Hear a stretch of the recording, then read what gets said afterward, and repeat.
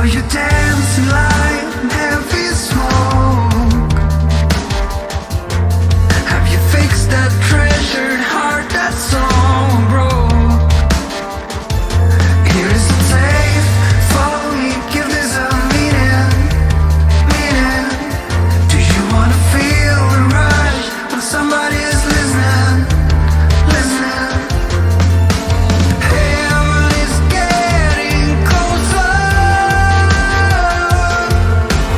to the earth, and someday I'll set you free, I promise.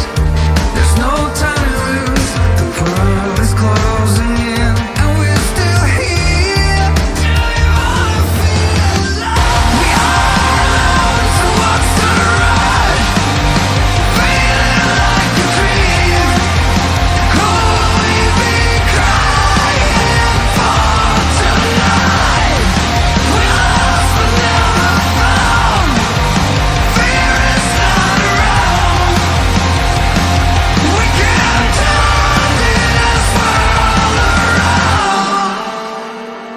This will be the end of treason as we know it.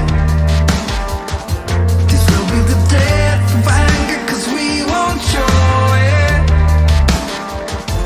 Here isn't safe for me, give this a meaning. Do you wanna feel the rush when somebody's listening?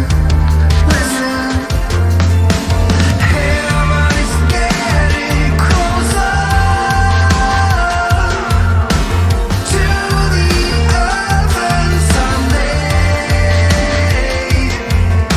I'll set you free, I promise. There's no time to lose, the world is closing in, and we're still here. Do you wanna feel alive? We are alone, so what's the rush?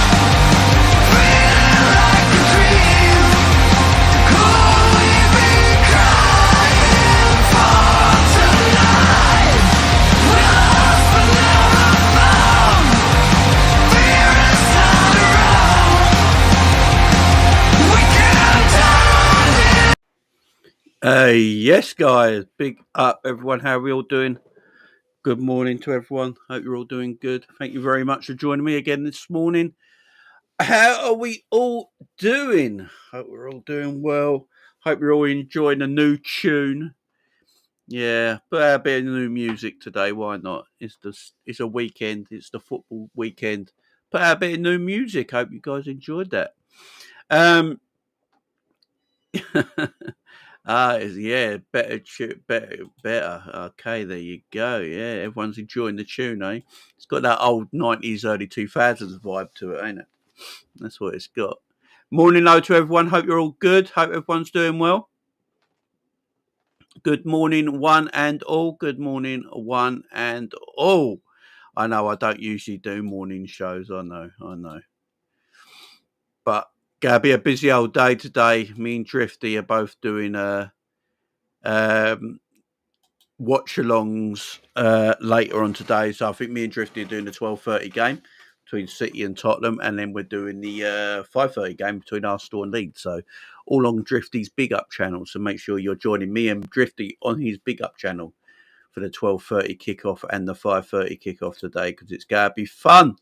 So I thought, you know what? Why don't I just bring you a video this morning chatting everything about Liverpool Football Club and just getting things off my chest, man. Everyone hated the other tune. Yeah, I like that tune. I think it's a good tune, man. Big up my man Scraps in the house as well. I don't know why YouTube keep atting everyone's name. I'm gonna have to change that. I don't know how to change it, but I'll find a way. I've got to find a way of definitely changing all this up. I hate the atting. I've had my ears lowered. Not many people say that anymore. You've had your ears lowered when you get your hair cut. Yeah, had my hair cut, man. Got it all sorted. Yeah, not many people say you've had your ears lowered these days, you know. That's a good old saying, that. Jay, you should get on Footy Reacts. Yeah, man. Anyone can come on the show. Anyone. Big up Colin in the chat as well. And my man Ant. Big up Colin as well.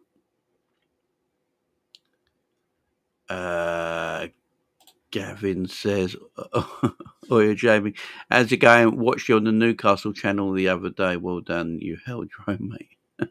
No, they're good guys, man. They're good guys over on New York, over on Newcastle Talk TV. They're actually good guys. I've known them for a while. Been on their show a few times, man. Good guys. Big up Mo in the chat as well, man. Hi, Jamie. I'm not as optimistic as you. I know, Mo. I know.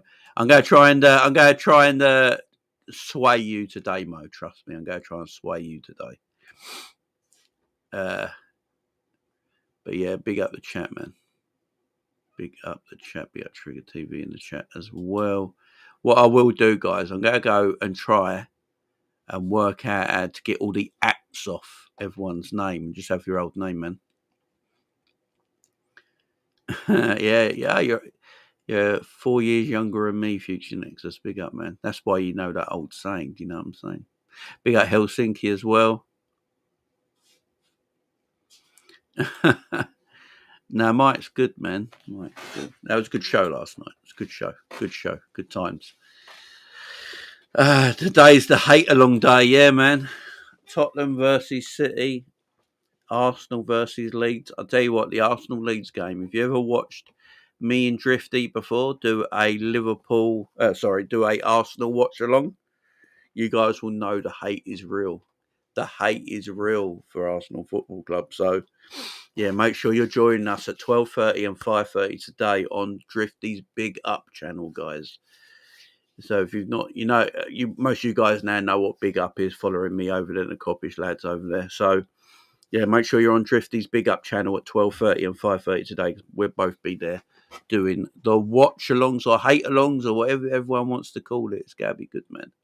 It's going to be fun. It's going to be fun. Can you imagine if Leeds and Tottenham get something? That'd be hilarious, wouldn't it? Peg along. Oh, dear. Big up, Tone, man. How you doing, man? How you doing? Big up Bruno in the chat as well. Since Klopp left, most of our fans have turned back to doubters. Ooh, bars. You might be right, man. You might be right. There's some people out there who are not feeling it, man. There's some people out there not feeling it right now. I ain't gonna lie. They're not feeling it.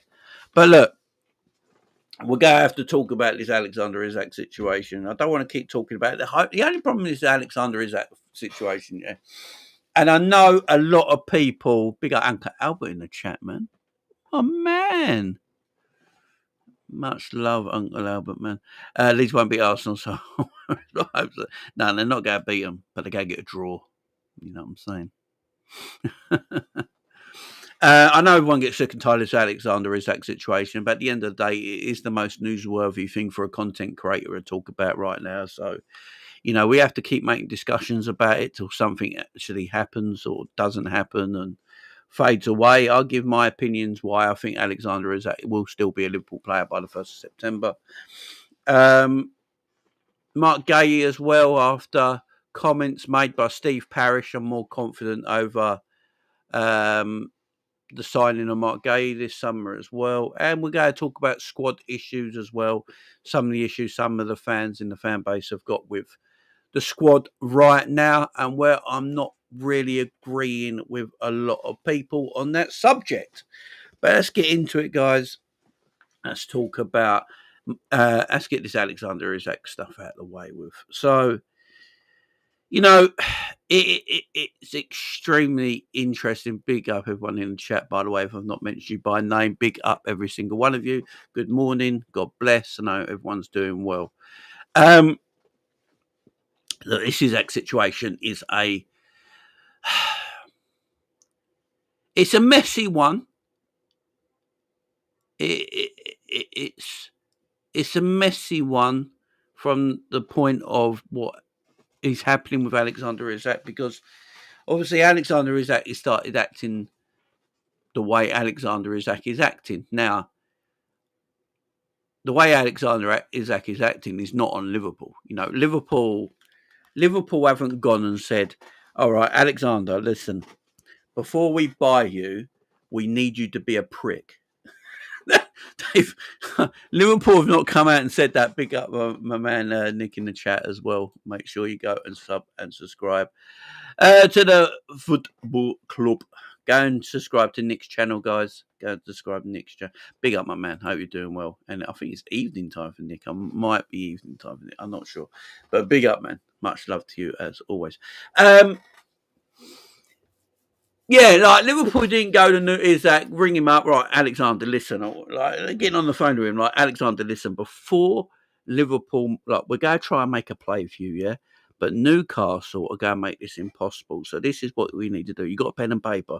You get a pen and paper, right? This is what you got to do. First off, kick off a little bit. Go to the sporting director. Go to Eddie Howe, whoever's there in charge right now, and go, look, I don't want to be here no more. Right, that's the first step. Then they will start denying things. You know, denial's big in this. Don't worry, Alexander. Second thing you do, Alexander, right? You got to cry and be a bitch. I know you don't want to do it. But don't worry, Liverpool will take the blame for all this. You need to cry and be a bitch, yeah? Go and do that, and we'll take the brunt of it, yeah? So that's what Liverpool probably said to Alexander Isak, right? That's what people actually think happened. The actual, yeah, get a pen and paper. The real thing that happened is that Liverpool just made an approach for a footballer at another football club that happens every day in a transfer market, and approached them, got encouragement to approach them, and put in a massive transfer fee for him, and it got rejected. It's not Liverpool's fault that Alexander Isak is acting the way Alexander Isak is doing. It's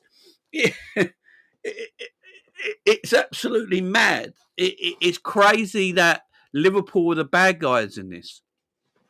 And what pisses me off even more is the media. Right, we get told by rival fans Liverpool are the darlings of the English media. They're definitely not.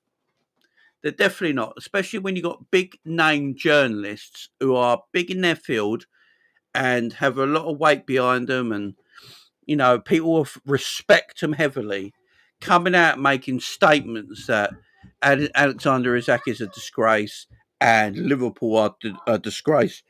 Now, everyone knows how negotiations work. Liverpool put in £110 million guaranteed bid at Newcastle United with 10 million add-ons, making it a British record fee. The second British record Liverpool would have broken in one summer window. And we're getting big name reporters like Henry Winter and stuff like that slagging Liverpool off by not meeting this imaginary number that someone plucked out the air, and everyone just believes that's the number.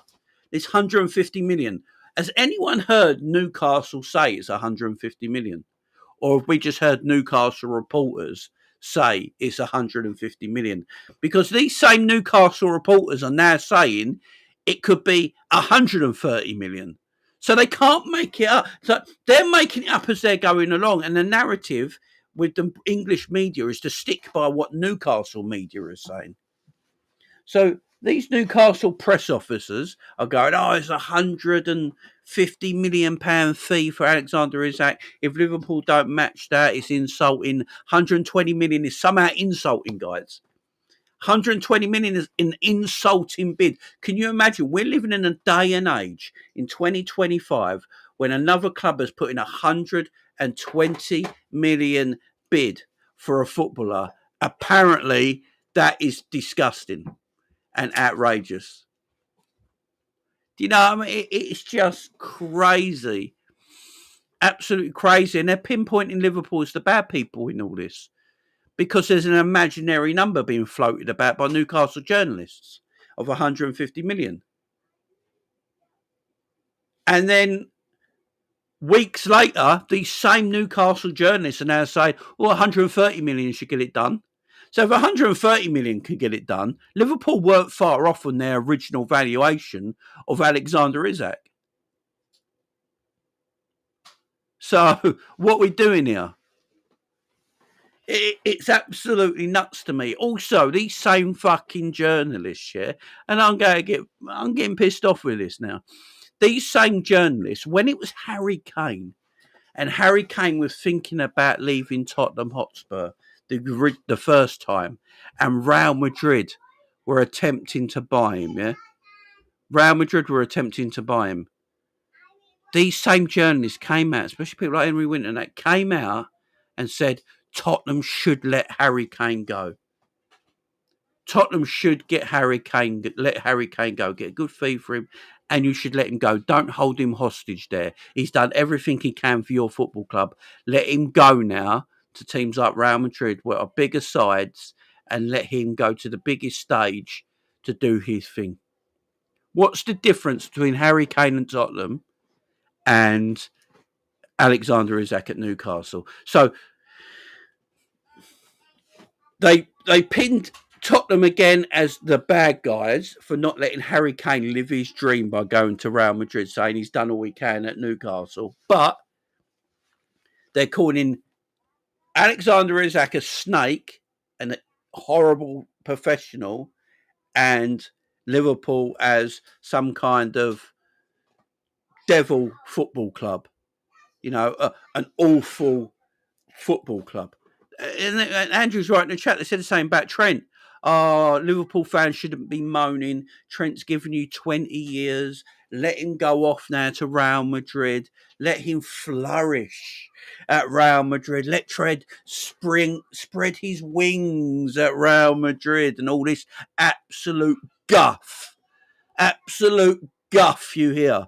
So what is this shit? But as soon as Liverpool try and get a player that wants to spread his wings and flourish at a bigger football club, we're bastards. Let that work out. Work that out.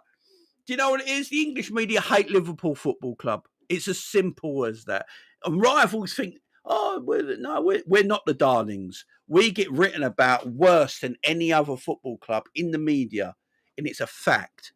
Yeah? It's an absolute fact. When we had one of the most blatant wrong calls I can remember watching Premier League football and English football forever, when 2 years ago Luis Diaz scored a perfectly onside goal and VAR still called it offside, when it's the most blatant, pathetic excuse for a call we've ever seen in English football. What is the British media saying? Oh, Liverpool just got to get on with it. It's a referee and VAR mistake. They've made a mistake. I feel for them. You know, it's quite... They're in a hard situation. Yeah, they're in a well difficult situation. Having the state-of-the-art equipment in front of you, watching every second of every game, being able to pause it, rewind it, fast forward it, go back and look at incidents and all that, make sure they get the right call. Yeah, they're a lot of stress, man. They're under a lot of stress. And what is it the British media said? Liverpool got to stop bitching. Jurgen Klopp's got to stop moaning and bitching and stuff like that. But then when Arteta says it, or when an English manager say it, they're like, oh, yeah, they might have a point. Maybe VAR does need looking at now. And now, fuck you all. It's us against the world. And it always has been as a Liverpool fan at the end of the day, man. It's Liverpool against the world. Jurgen Klopp had it right originally. It is Liverpool Football Club against the world. And it's as simple as that, man.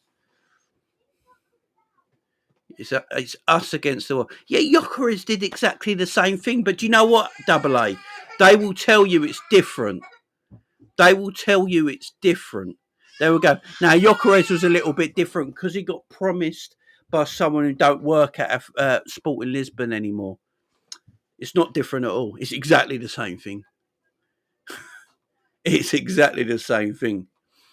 Do you see anyone cooking Wissa in the media? Does anyone see Simon Jordan and all that lot on TalkSport and media, or anyone in the British press writing articles about how bad Wissa is at Brentford for not training with Brentford anymore, not acknowledging Brentford anymore, taking Brentford and all the pictures of him at Brentford out of his social media accounts? Does anyone see that?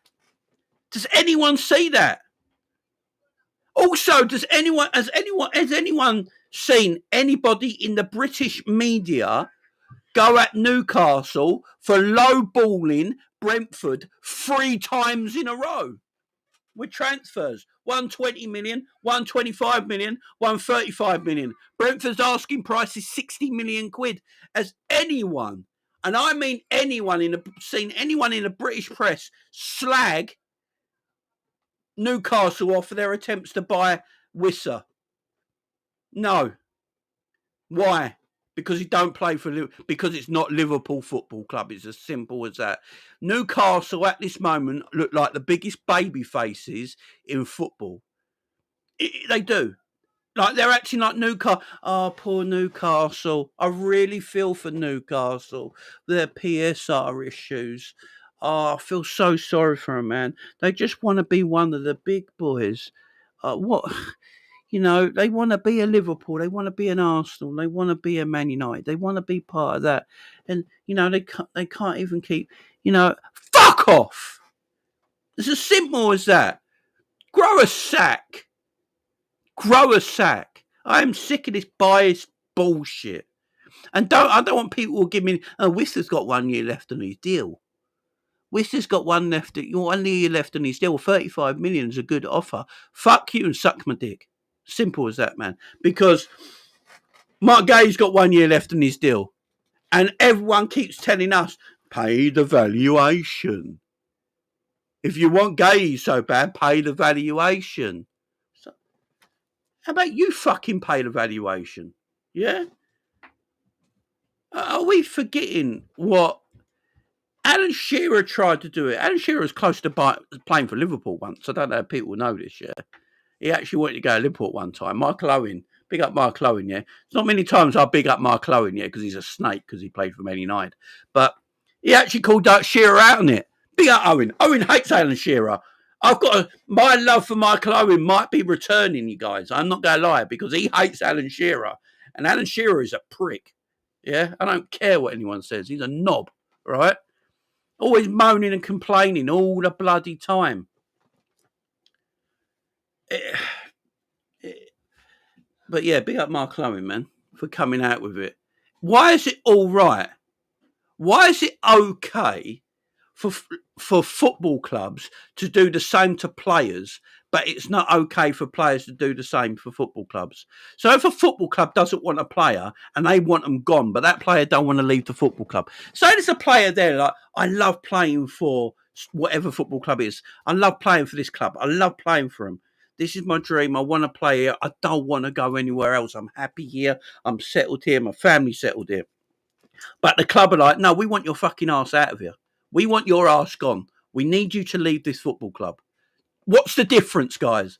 Honestly, what's the difference? What's the difference when they got a player on massive contract and it's their fault as a football club for giving that player a massive contract, right?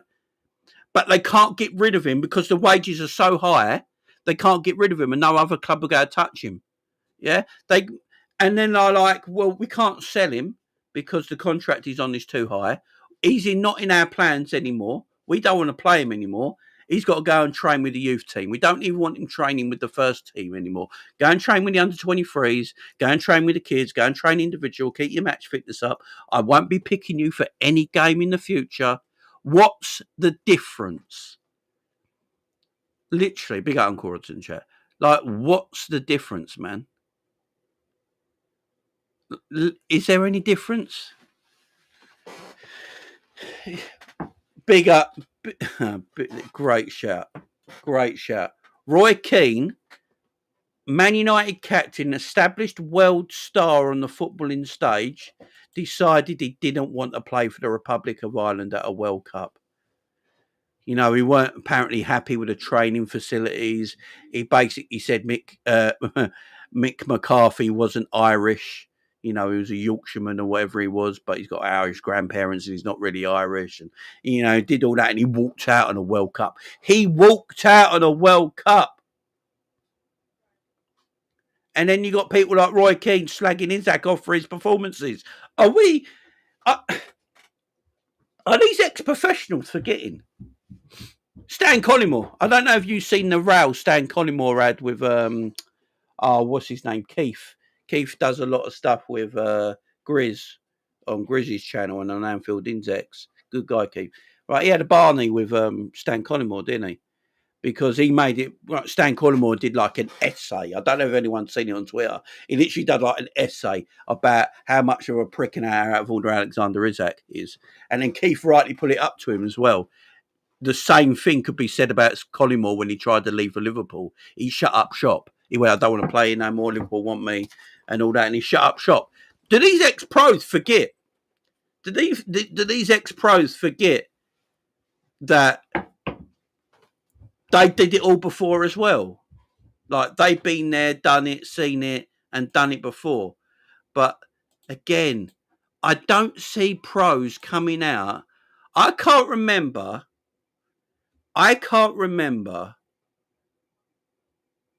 another footballer getting as much abuse as Isak is getting right now for trying to leave his football club because he wants to spread his wings, remember, like Harry Kane did when he wanted to go to Real Madrid, and and then Kane had a change of mind because Tottenham was his home, but he really wanted to leave that football club, and they're like, go on, Harry. Tottenham, let Harry leave. Bro, shush, mate. Let Harry leave. Brody, quiet. Let my kid, sorry. Let Harry Kane leave. Harry, you go and leave, son. Go and leave. Go and leave. Go and leave. Go and do your thing. Let Harry Kane join Real Madrid. Let God, Harry Kane, the Messiah, let him leave. Let us all bow down to the feet of Harry Kane. Let him leave. Let him spread his wings. Let the England captain, by the way, this is the reason, let the England captain go to the biggest club in the world. Yeah? But Alexander Isak, you're a prick. You're an absolute fucking disgrace to football because you want to go to Liverpool Football Club, one of the most elite clubs in world football. How dare you? That's the difference.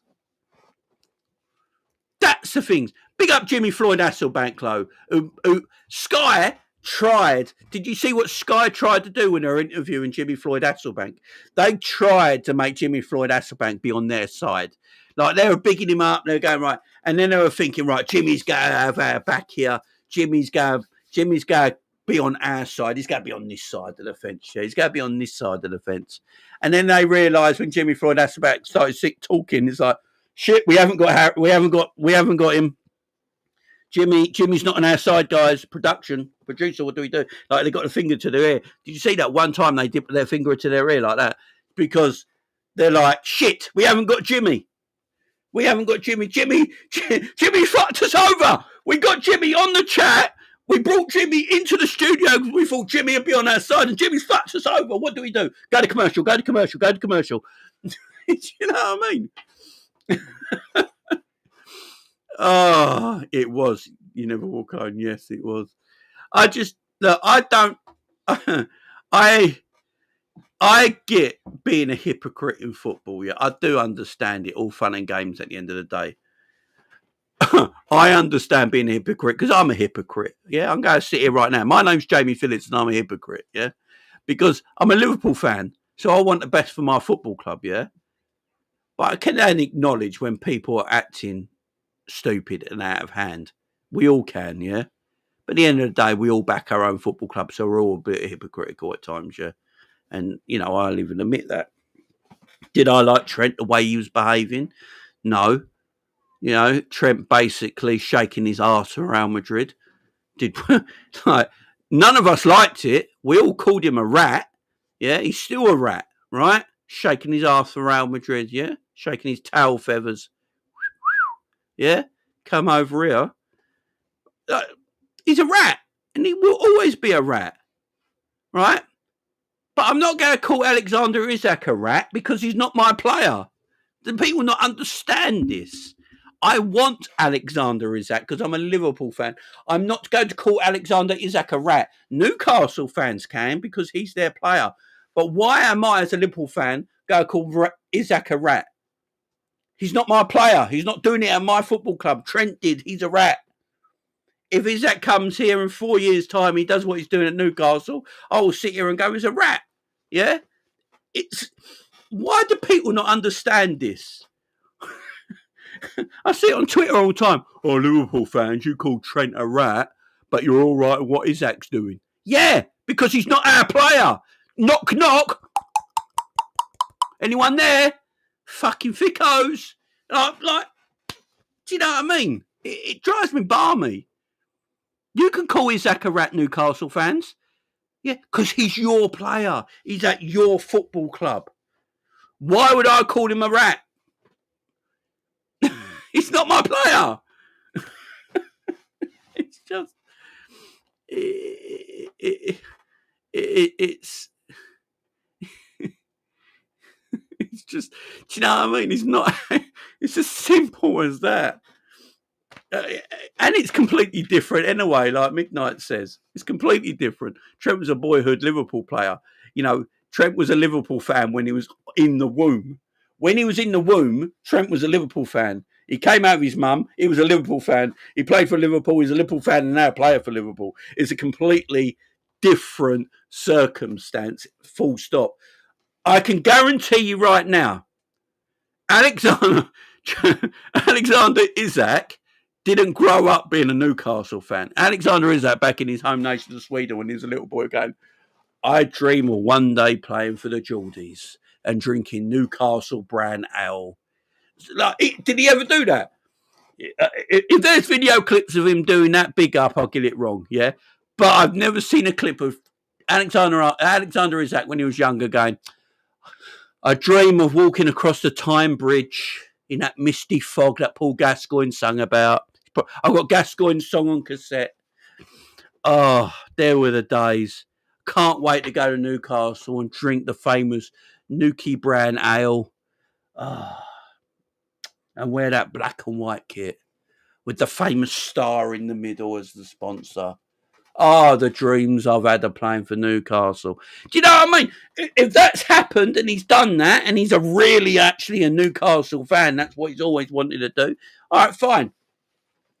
You know, if he's sitting there, you know, when he's at Real Sociedad and, you know, they're asking, Alexander, how you doing this morning in training? He's going, wait, hey, man. Yeah, if he's doing that in Real Sociedad and they're looking at him going, whoa. Alexander, what are you doing, man? Wait, hey, man. Yeah. And he wants to play for Newcastle. Like, yeah. And fair enough. A boyhood Newcastle fan that only ever wanted to play for Newcastle and drink Nuki brand ale and wear the black and white famous kit and think of the days of Dalglish, Kevin Keegan and Trevor McDermott at Newcastle, and when Keegan was in charge as a coach, and Asprilla and Shearer. Oh, yeah. Well, they were the days.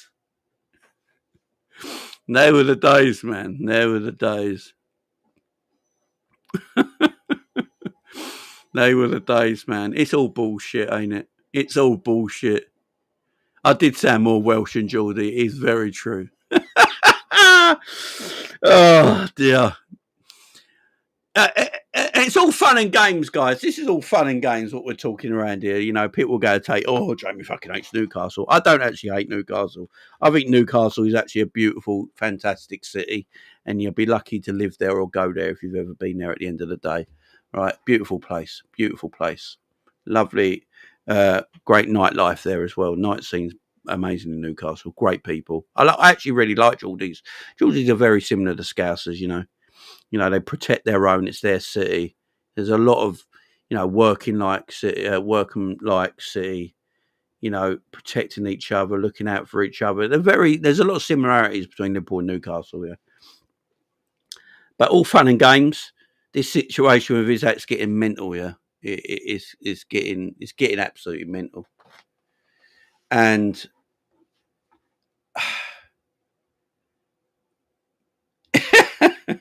Jay, don't you? Yeah, the dash, the perm. Look, Alexander Isak at the end of the day is just doing what most footballers want to do, right? And that's leave and go elsewhere to bigger and better clubs. In all seriousness, that's what he wants. That's what he wants to do. It's happened to Liverpool. Liverpool have lost players bigger and better than Alexander Isak in our time. You know, we lost Luis Suarez. You know, he almost went to Arsenal one year. We persuaded him not to. He didn't really kick up a stink. This is what people forget about as well, yeah? Because people bring up the Suarezes and the Coutinhos of this world. Well, Suarez didn't really kick up a stink like Isak's doing that summer. There was a thing where Arsenal put in a £40 million and £1 transfer. Big up, Andrew. For Liverpool for Luis Suarez at the time, because apparently that was his release clause. Luis Suarez wanted to go Arsenal at that time because Arsenal were in a better place than Liverpool then. And he wanted to go to Arsenal back then because he felt like he had more chance of winning the league. You know, he spoke to Steven Gerrard. Gerrard spoke to him and stuff like that. But he didn't he didn't go on strike or anything like that. Liverpool sat down with him. Liverpool gave him a new contract. He signed his new contract. And then he had the greatest season I've literally seen from a striker ever in the Premier League. Right? He had a wonderful season. Went to the World Cup. Tried to bite Chiellini's arm off. And then he went to Barcelona for like 70 million quid. Right? That was that. Right? Philip Coutinho, a lot of people talk about the most because of how he did his transfer in January. So in the summer of that same year, of the year we sold Coutinho, well, not the same year because we left Coutinho left in the January, but you guys know what I mean. The same season. In that summer, there was a lot of talk about Coutinho going to Barcelona and Coutinho. What Liverpool did, they told Coutinho, "You're not going this summer. We need you. You're going to be amazing for us." And they told Barcelona, "He's not going this summer. We decide this case is finished. It's closed. We put it to bed." Philip Coutinho then had a blinding start to the season. He didn't go on strike. He didn't not turn up for training or anything like that summer. He didn't put out any statements as well. This is what people have got to remember as well. These players never put out actual physical statements saying, "I'm done at the football club and I want to leave," yeah? Never did that. Went on, had a great summer, played well. And then in the weeks coming up to January, when Barcelona turned their heads again towards Coutinho, that's when Coutinho went, "I've got a back injury. I can't play. I'll pull out." And he didn't really want to play for Liverpool again. And then we sold him in the January. What everyone's forgetting with this whole Newcastle thing, where the difference is between your Suarez is leaving, your Torres is leaving, your Coutinho's leaving, your Mascherano's leaving and stuff like that. Mascherano played one more game before he left. Everyone forgets that as well. Before Mascherano left Liverpool for Barcelona, he literally played one more game. He didn't go on strike. He played. He played a game and went the day after the game or something like that.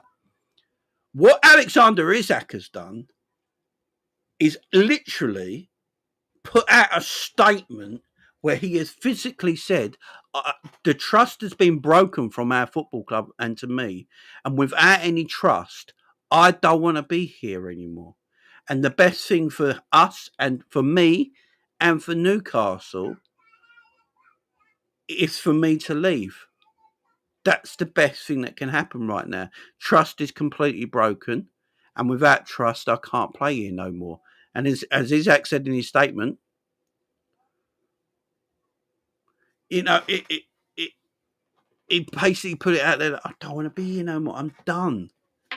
Now, do I feel for Newcastle? Yeah, I do feel for Newcastle because arguably their best player wants to leave their football club.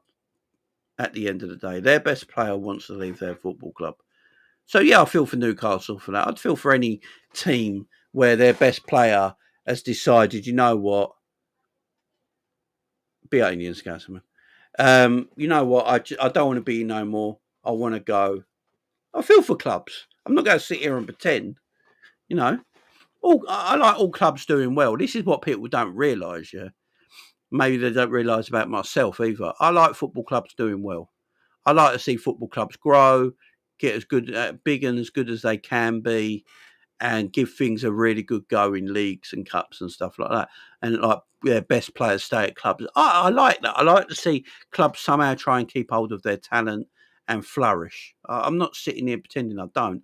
As long as none of them are bigger and better than Liverpool. Do you know what I mean? Always put Liverpool number one. As long as no one gets bigger and better than my football club, then let other clubs flourish and do what they can. So I'm not about this life where, you know, I don't feel like that, you know. But at this moment in time, how does Isak stay at Newcastle, guys? Honestly, how does Alexander Isak stay at Newcastle? Now, how does he stay at Newcastle? Because a lot of people have said if he stays at Newcastle, he'll sign a new deal.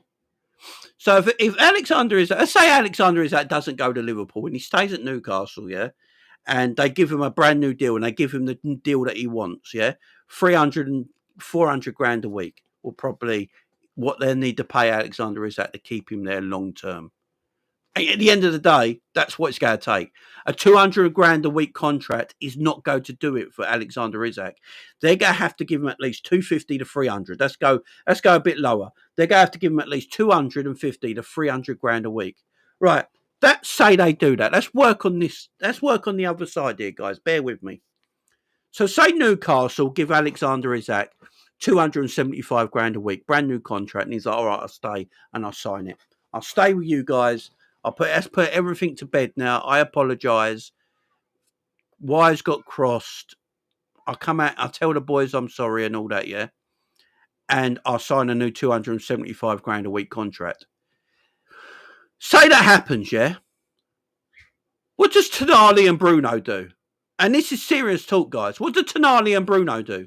Because at this moment in time, Bruno Guimaraes is Newcastle's top earner at their football club. And he's only on 180 grand a week, I believe. Let me just double check that. Let me double check it, guys. I don't want to be wrong here. Actually, let me have a look at Newcastle's wages while I'm here. I want to have a look at this. Let me go in Capology, which is the closest thing we can find on the internet probably to get these things right. Let's have a look here. Let's have a look what Newcastle earn. So Newcastle's top earner is Bruno at 8 million a year at 160,000 pounds. Oh my god. I'm going to put this on the chat. I'm going to share this with you. I think you guys will be shocked. I think you'd be shocked. I'm going to make right. There you go, guys. So, as you can see, Bruno is the top earner at 160 grand a week. Look who is second and third on that list. Anthony Gordon is on 150 grand a week. Joel Linton is on 150 grand a week. Alexander Isak is on 20 grand more than Matt Target. Let that wonder why Isak's pissed off, yeah? He's on 20 grand more than Matt Target. So, I'm going to ask you again, guys. If Alexander Isak signs a new contract of 275 to 300 grand a week, behaving apparently the way he's behaved, what does Bruno, Anthony Gordon, Joel Linton and Tonali do? What will they do?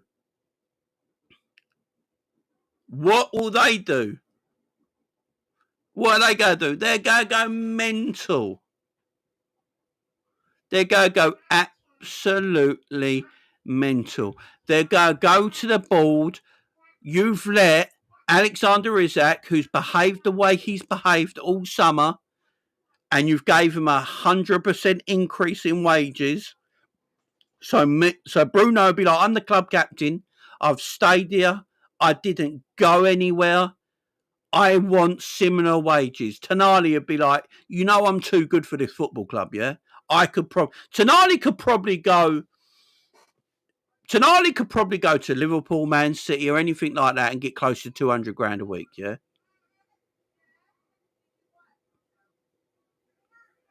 Alexander Isak is 20 grand. Alexander Isak is on the same wages as Kieran Trippier. Kieran Trippier and Alexander Isak are on the same wage. Tonali's on the same wage. That 20, they make Alexander Isak makes 20 grand a week more than Matt Target. Just let that sink in. What sort of contract? Joel Linton, Anthony Gordon, and Bruno make more than Alexander Isak. No one at this football club makes more than 160 grand a week. How the fuck are they meant to give Isak world-class wages? They've obviously got a ceiling in what they can do for wages. That Bruno's their top earner.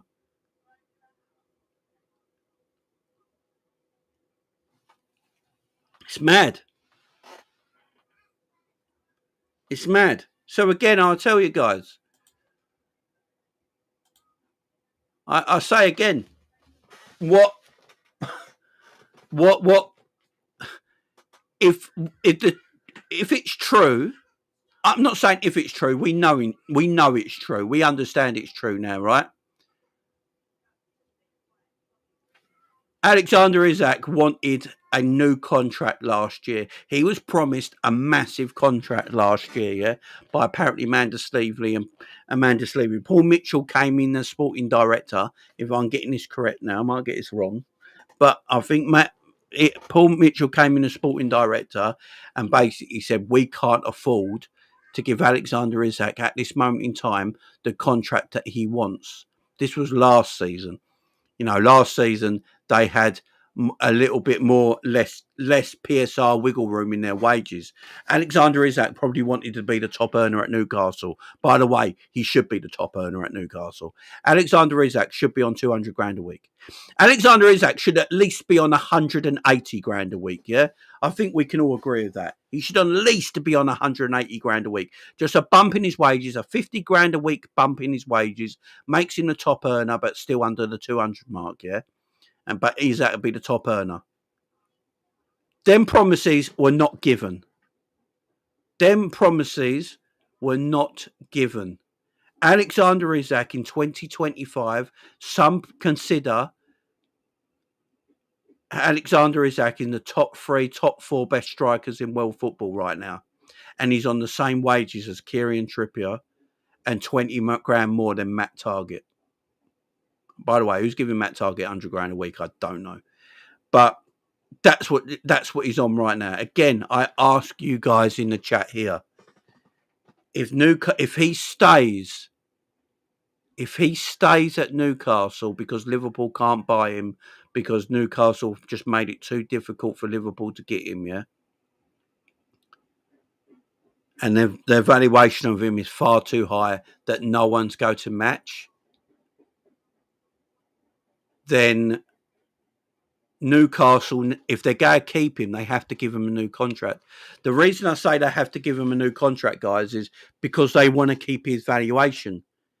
If Isak stays at Newcastle and they don't give him a new contract, Liverpool will come in for him again in January. And you think this summer window's crazy? The January window will be just as crazy because Liverpool will come back in for him in January. But guess what? Liverpool are not going. The price today isn't going to be the price tomorrow. It's as simple as that. So Newcastle might be asking for 150, 130 million in the summer. In January, if Isak's not signed a new contract, the price is lower. If they still can't get it done in January and they go to next summer, guess what? Isak with 2 years left in his contract, you're probably going to sell him for about 100 million quid. So you're actually going to get less money the longer you keep hold of him if you don't give him a new contract. If you give him a new contract, you obviously keep his valuation very high, right? But at the same time, you're going to have players in that squad who are very upset with Isak and probably don't want him to be at the football club, get him rewarded for his behaviour. This is one thing people haven't spoke about. I've not heard this argument being made, even by apparently the people that know better than us, like the British press. So you go offer Isak a new wage, and reward him for his behaviour, yeah? So what will happen to the Tonalis and Brunos and Joel Lintons of this world? They go stand by that? They go think that's good? Probably not. Probably not. So it's a very difficult situation. I personally feel like, look, if Isak signs a new contract, I'll go hands up. Okay, well played, Newcastle. You held it out and you gave them a new contract. I'm not going to be all like sitting here slagging Newcastle off. I'll tell everyone right now, right here, right now. If they manage to hold on to Alexander Isak and give him a new contract and bed him back into the team, I'll hold my hands up and go, well played, Newcastle. You played well. You did everyone. You did good there. Well played. Well played. Much love to you. We move on. The fact is, I don't know if that's going to be the case. I think Liverpool come back in with another offer. There's lots and lots and lots of reports going online at the moment, especially from a lot of Newcastle journalists, mostly from Newcastle journalists, I must add, that they believe Liverpool will go come back in with a £130 million bid after the game on Monday. And if that's the case, Liverpool will probably get him, because if Liverpool offer him 130 million, if Liverpool offer Newcastle 130 million after the game on Monday, I think it's going to be very hard for Newcastle to reject it. Because if they reject 130 million for Alexander Isak, the way he's feeling right now, will probably go off on one. And you think you're ever going to get him to play again for you? No, not a chance, man. Not a chance. I know everyone keeps saying it's a World Cup year. You reckon Sweden aren't going to pick Alexander Isak? Come on. I keep hearing this all the time. Oh, Alexander Isak can't afford not to play this year in a World Cup year. What, because Sweden have got bundles of talent up front that they're going to pick from. Do me a favour. Alexander Isak could play 10 minutes of football for the whole year. Guess what? Sweden are still picking him in the squad for the World Cup. It's only him and Gyökeres up front. What are we doing here? Literally, what are we doing here? Like, I love it when people come out with this. Oh, it's a World Cup year. You know, Isak needs to play because it's a World Cup year. Like, Isak's not going to be picked. If I'm the Swedish manager right now, I think Joel Dahl Tomasson's the Swedish manager, if I'm correct. Let me know in the chat. He's probably sitting there right now thinking, at least Isak will be fresh for me in the World Cup. At least he won't be injured. At least he'll be fresh. At least his legs won't be tired. He'll probably want to have a great World Cup as well and show the world what he's about. Sweet! Look, he's not going to pick him. Exactly, Gaz. That's what I believe he said, yeah. Like this is what people don't get. He'd be so rested for the World Cup. People literally, I've seen British reporters talking about this on Twitter, on social media and everything all season. Oh, it's a World Cup year. Isak will have to knuckle down. Isak will actually eventually have to knuckle down at Newcastle and play because it's a World Cup year. Like he's not going to be picked. like he's not going to be picked. Gyökeres, the two main strikers for the Swedish national team are Gyökeres and Isak. They're their two main guys. They're not going to not pick Isak because he ain't played. They're just looking at him and think, well, he's fucking fresh. He's fresh and he's going to cause havoc at the World Cup. Exactly. If Isak is on strike till January, it's just like having an injury. Exactly. And you know what? Yeah. He will be a Liverpool. It still play for Sweden. I love that narrative. I just love that narrative. Sweden won't pick him. Joel told Tomasson would be sitting there. The Swedish manager would be sitting there going, I can't pick Alexander Isak for the World Cup because he's barely played for Newcastle. Like, what world do we live in, guys? Come on. Of course he'll be fucking picked. And Isak knows that as well. You don't think Isak knows that, guys? You don't think Isak's already had a meeting with the Swedish manager, which I believe he's had. And I think Gaz just said it in the chat. The Swedish manager's also said he sticks by Isak and he's going to pick him no matter what. So he's cool, he's calm. He knows he's going to play in the World Cup in the summer. Doesn't matter what happens. Also, there is another thing. I think Fabrizio, remind me in the chat, guys. I might get this wrong, but remind me in the chat. Is it right? I think Fabrizio Romano said, and other journalists have said, that Isak has actually turned down 4 contract offers from Newcastle anyway. So it doesn't look like he wants to stay anyway. It doesn't look like he wants to stay anyway. And you think Liverpool are like, do you know what Liverpool are sitting there? Liverpool's sitting there like this. This is what Liverpool are doing. They're sitting there like that, just watching it unfold. Going, yeah, we're getting. He'll be out soon enough. He'll be out soon. Richard Hughes just like that. Yeah. If he had a big moustache, he'd be twiddling his moustache, wouldn't he? We're getting. Yeah, I mean, he's cool by it. And yeah, that's why it is that moment. Be like Joker, he says, we can talk about all nonsense from Newcastle about Isak. He's not our player, and they don't want to sell him. That's the only fact at the moment. Who says they don't want to sell him, my friend? Who says they don't want to sell him? As far as Isak, they have had 8 weeks to replace Wilson.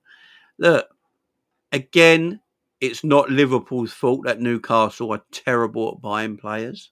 That's also not Liverpool's fault. I think Newcastle get strikers in before the window finishes.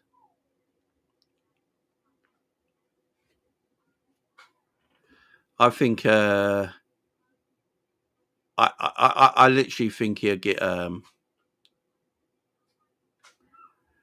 Jamie, in what dreamland do you live in, mate? Joker, I don't know what you're talking about, mate. Let me know. What do you mean, what dreamland do I live in? Explain yourself, man. Explain yourself. I don't know if the chat agrees with you, Joker, but I'm trying to understand what you mean right now.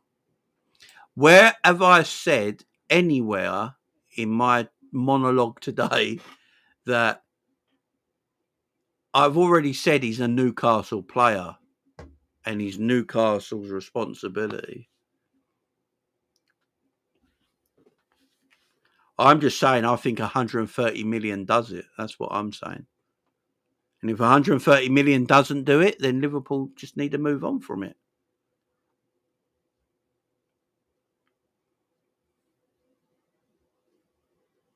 Do you know what I mean? It's more irrational to say Isak isn't happy than this. Exactly. Put them on. Can you imagine if they did it Monday morning? It wouldn't shock. Look, if it came to Tuesday or Wednesday, I think Liverpool put a bid in. Would there? There's reports saying for Isak to sabotage training.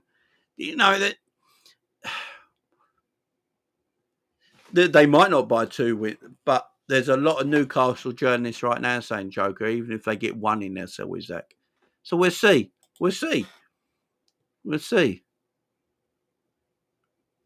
You know, Liverpool will buy an attacker. Liverpool, like, a lot has been made up by the Newcastle media as well. We have to remember that. The Newcastle media keep making shit up and going back on stuff as well.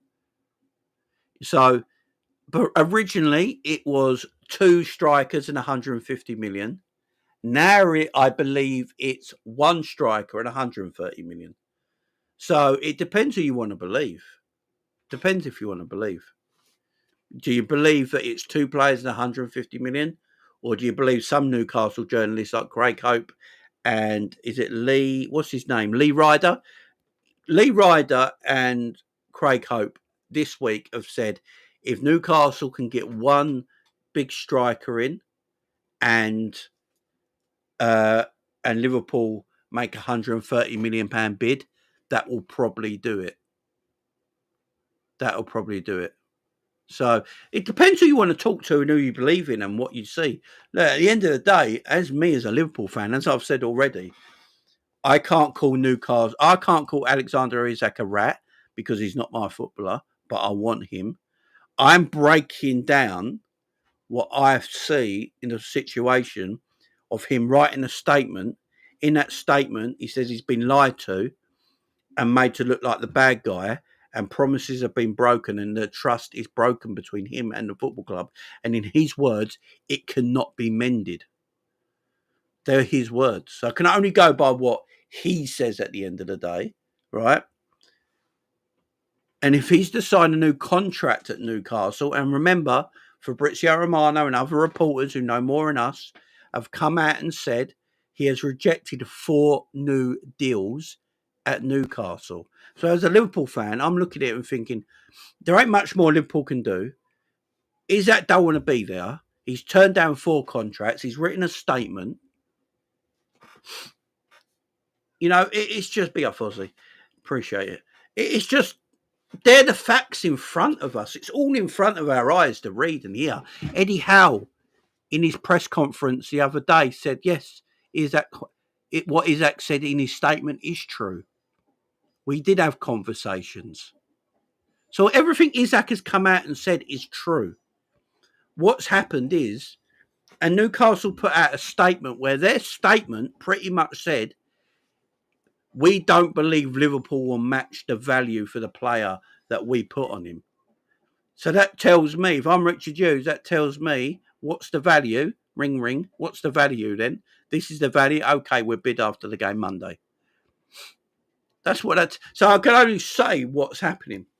Now, as I said, I don't want to keep repeating myself here. I do apologise. If Isak stays at Newcastle and signs a new contract, I would do that. And I'll go, well played, Newcastle. You played a blinder there. Big up to you. Because I'm a grown man. I can do that sort of thing. You know what I mean? But let's talk about Marc Guehi as well. Marc Guehi is an interesting one. So Steve Parish pretty much came out and said, we'd love Marc Guehi as soon as sign a new contract. If Marc Guehi doesn't sign a new contract, we're going to have to sell him this summer because we're in a position where we can't afford to lose a player of Marc Guehi's quality on a free with the PSR surrounding us. Even though they've sold Eze, Crystal Palace are not in a financial situation where they can let a player of the valuation of Marc Guehi leave for free. So Liverpool are in a position where they can let players leave for free because financially Liverpool are just massive, yeah, and they can afford to let people like Kanate and Trent and all that pretty much leave for nothing, yeah. They're all right. Crystal Palace, unfortunately for them, they're not in that financial. But I love Crystal Palace. I've got love for Crystal Palace, yeah. And they're in a position financially, unfortunately for them, where they can't actually afford to let Marc Guehi just leave for free. It is the way it is, unless he signs a new contract. Obviously, Glasner, the manager, wants. Yeah, big up, Storm. It's good today, man. It's good today. Yeah, big up Liverpool 67. I agree with you, man. I think the deal's been done already, and they're just waiting for bringing replacements. I agree. I think that is the case. So Glasnow's hoping that Guehi signs a new contract because he wants his best centre back to stay, and he's already lost Eze. And as he said, big up came out. As he says in the Glasner said, like there's not like if he leaves, I might have to put the boots on myself, like jokingly, but they need reinforcements to come in as well. The difference between the Eze thing and the Guehi thing is that because Guehi's got a year left in his deal, and if he's not going to sign a new contract at this moment in time, look, Palace are probably trying their best to get him to sign a new deal. If Marc Guehi said, no, I want to go now, spread my wings. Woo. I want to go and spread my wings and go to bigger and better things now. I think I've done my apprenticeship now, and I've got to a level where I feel like I probably need to go and play at a bigger and higher level. The thing is, Crystal Palace and Steve Parish, they're sensible enough and understand that's probably the case. But they can't afford to let him leave for free, as Steve Parish said. So, and I don't blame him. By the way, I like Steve Parish. I think he's a good owner, and what he's done at Crystal Palace, he's done really well. Yeah, and he's doing the best for his football club. So I'm not against Steve Parish at all. Same with the Newcastle board. I'm not against them at all. They're trying to do the best for their football club. So I understand all that, right? And Steve Parish is looking at Marc Guehi and thinking he's an exceptional talent. I don't want to leave him. I don't want to lose him too cheap. So I want 40 million for him this summer. You pay the 40 million, Liverpool is yours. Liverpool only want to pay between 30 and 35 million because I think Liverpool valuation of Marc Guehi is 60 million quid.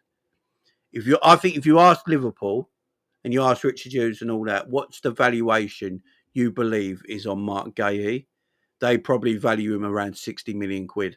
So with 1 year left in his contract, they believe 30 to 35 million is a fair valuation for a player they value at 60 million quid. 30 to 35 million, half the price because a year left. And that's probably fair. And Steve Parish would probably say, that's a fair valuation and we understand, but he's my player and he's too important. So if you go buy him, it's going to be 40 million. So you're at this sticking point. And I think at the end of the day, Steve Parish obviously did that interview after the game. Is it Thursday night or Wednesday night or Thursday night when Palace played their European first round game against Frankenstein or whatever that team name is.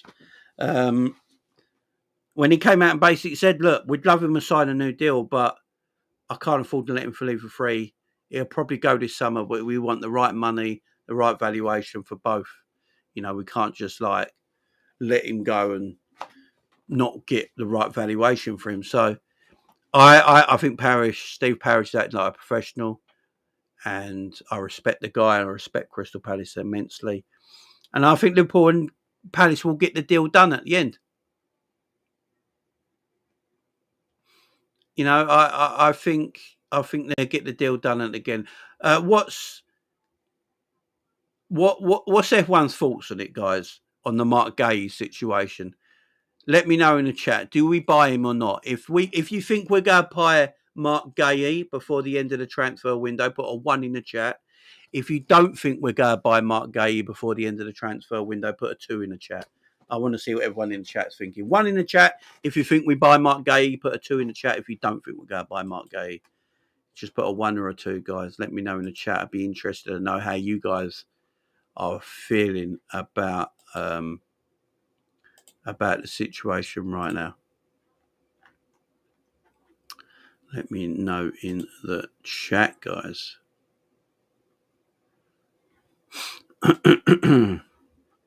Ones everywhere, man. Ones everywhere. Ones in the air, yeah? Everyone put ones in the air. Ones in the sky, yeah? Ones in the sky. Acknowledge your tribal chief, yeah? Ones in the sky.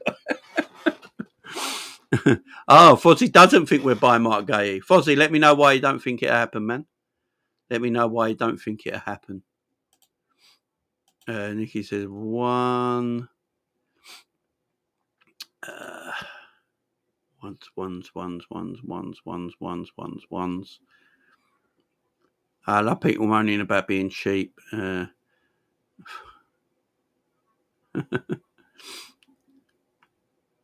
One's in the chat. If a player is signed, it doesn't make sense to keep him playing, though. Be a big up, Nick. We are the ones, that's it. You know what I'm saying? Acknowledge a tribal chief. Acknowledge me, guys. Acknowledge me. One's in the air. Oh, dear. I like Marc Guehi, man. As you guys know, I really appreciate the talent of Marc Guehi. We got Doug in the chat. How you doing, Doug? Hope the family's doing well, man. Hope the little one's doing good. The wife's doing good. Big up to you, my friend.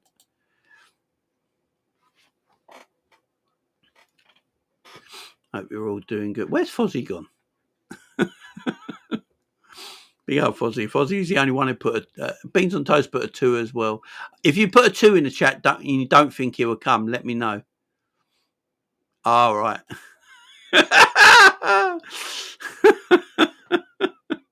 Big up, Fozzie. Fozzie acknowledges his tribal chief, yeah, see?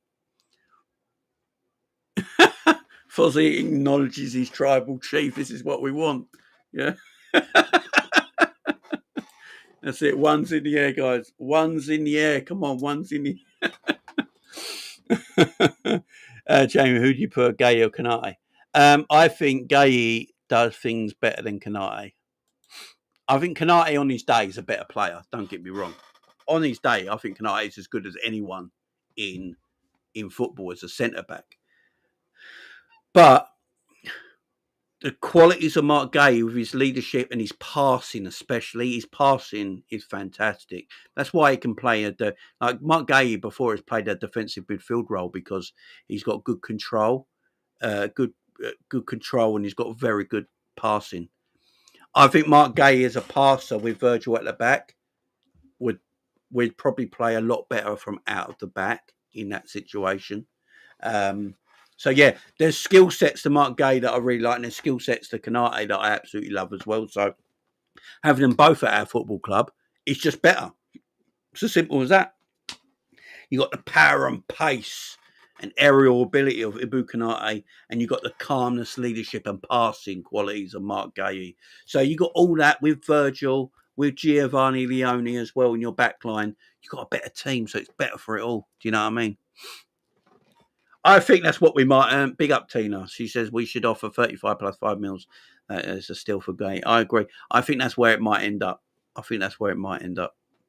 think Marc Guehi suits Hart, and I think I've got a feeling Marc Guehi. I think Midnight said it in the chat as well. I think Guehi suits what Slot wants to do from a centre back point of view, maybe more than Kanate does. Maybe a little bit more. Big up everyone, though. There's over 500 people watching right now. We've got 223 people watching on Twitter or X, whatever you want to call it. And we've got almost 300 people watching on YouTube this morning as well. So if you are watching on X, on Twitter, whatever you guys want to call it, jump over and make sure you jump over to the channel right now. You jump over to the channel right now on YouTube. Hit the subscribe button. Hit the like button. We're on our way to 10,000 subscribers. So make sure you're doing that if you are watching on X and Twitter right now. Also, guys, it's the weekend. The weekend is upon us. It is football weekend. Beautiful matches today, beautiful matches tomorrow, and then obviously the main event on Monday. If you've not done so already, I am sponsored by Match Bingo for the month of August. For the whole month of August, I am sponsored by Match Bingo. Match Bingo will carry on sponsoring the channel throughout the season. And the only way that happens if you guys go and hit that QR code that you see on the screen right now, or the link that is in the description of this show, of this video.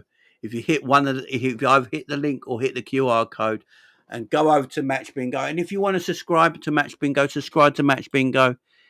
I will show you what you might be able to get if you go and subscribe to Match Bingo.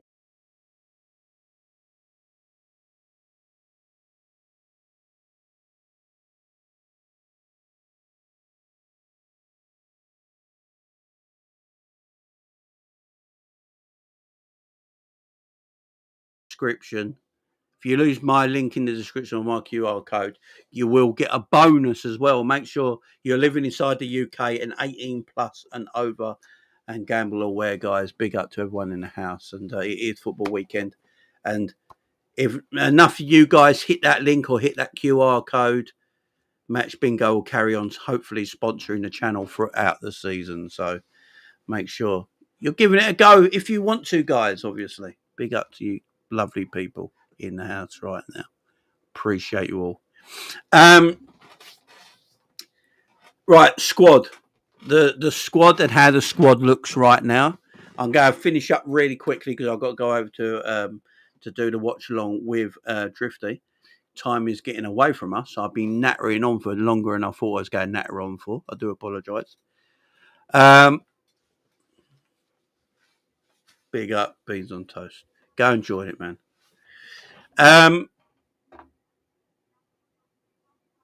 Jamie, are you going to Newcastle? Hell no.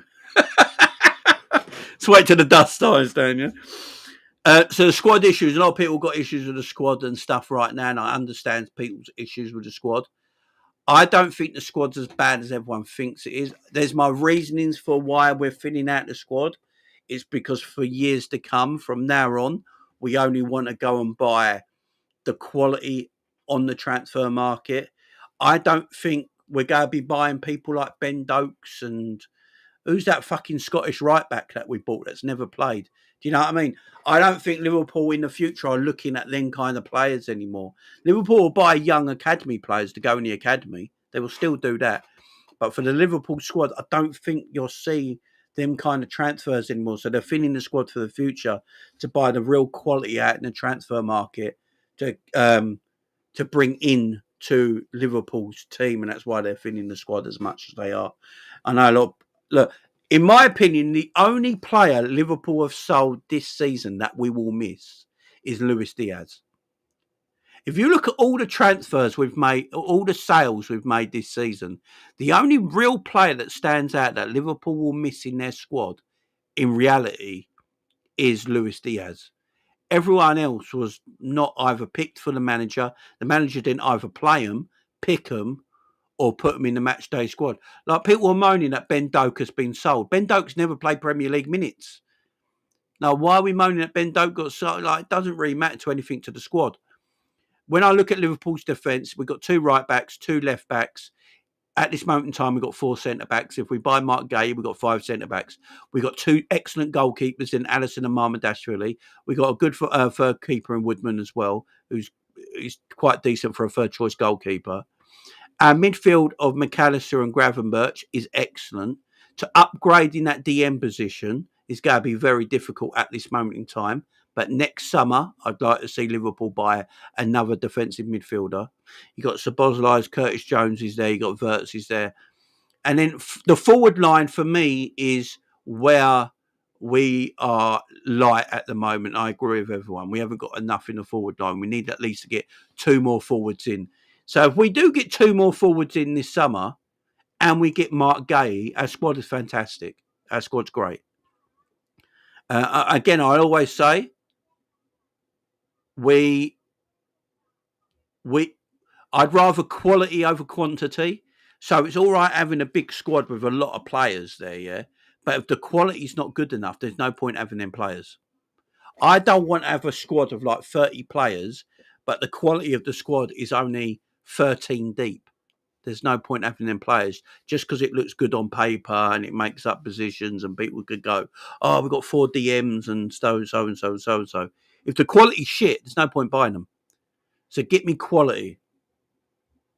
Get me quality over quantity, as I've always said. But guys, look, listen, I'm going to leave it there. I'm going to go over to Drifty's Big Up channel now. So make sure you guys go over to the Drifty's Big Up channel. Let me put it up on the screen, actually. I want you all guys to go. We're going to have a blast. We're going to have a blast. There's, football's about to start. It's going to be fun. Let me...